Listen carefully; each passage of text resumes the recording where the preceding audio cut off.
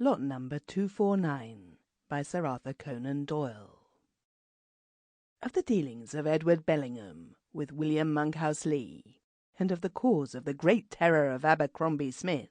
it may be that no absolute and final judgment will ever be delivered.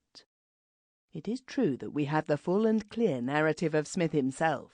and such corroboration as he could look for from Thomas Styles the servant, from the Reverend Plumptree Peterson, fellow of Olds, and from such other people as chanced to gain some passing glance at this or that incident in a singular chain of events. Yet in the main the story must rest upon Smith alone, and the most will think that it is more likely that one brain, however outwardly sane, has some subtle warp in its texture, some strange flaw in its workings, than that the path of nature has been overstepped in open day in so famed a centre of learning and light as the University of Oxford. Yet when we think how narrow and how devious this path of nature is, how dimly we can trace it, for all our lamps of science, and how from the darkness which girds it round, great and terrible possibilities loom ever shadowly upwards, it is a bold and confident man who will put a limit to the strange bypaths into which the human spirit may wander. In a certain wing of what we will call Old College in Oxford, there is a corner turret of an exceeding great age.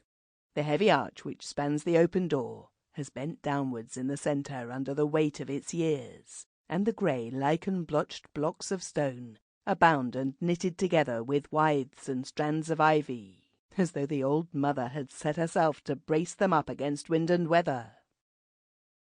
From the door, a stone stair curves upwards spirally, passing 2 landings and terminating in a 3rd one, its steps all shapeless and hollowed by the tread of so many generations of the seekers after knowledge. Life has flowed like water down this winding stair, and water-like has left these smooth-worn grooves behind it. From the long-gowned pedantic scholars of Plantagenet days down to the young bloods of a later age, how full and strong has been that tide of young English life! And what was left now of all those hopes, those strivings, those fiery energies, save here and there in some old-world churchyard, a few scratches upon a stone, and perchance a handful of dust in a mouldering coffin? Yet here were the silent stair and the grey old wall, with bend and saltire and many another heraldic device still to be read upon its surface, like grotesque shadows thrown back from the... Sample complete. Ready to continue?